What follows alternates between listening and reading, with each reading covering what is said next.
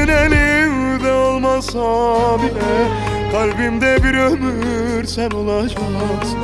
Sevgilim bir tanem, git güle güle. Seni unutursam kanım kurusun,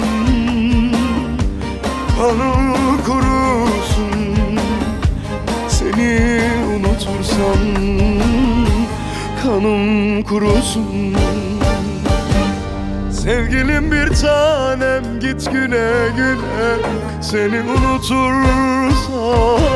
kanım kurusun, kanım kurusun.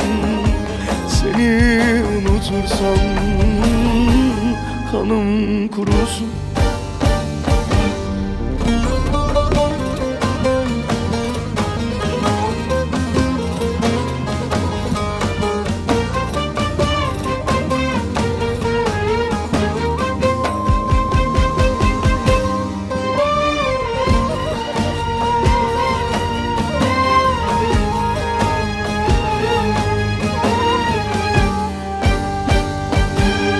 Hep hasret kalsam da senin sesine, yine de severim ölürcesine.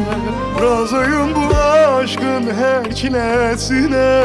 Seni unutursam kanım kurusun, kanım kurusun. Seni unutursam kanım kurusun. Razıyım bu aşkın her çilesine. Seni unutursam kanım kurusun, kanım kurusun. Seni unutursam kanım kurusun.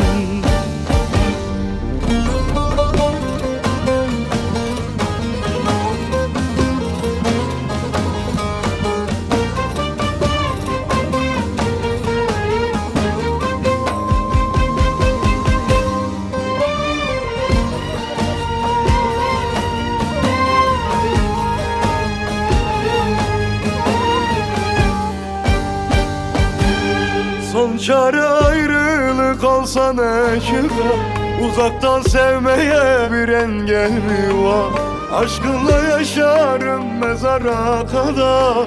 Seni unutursam kanım kurusun, kanım kurusun.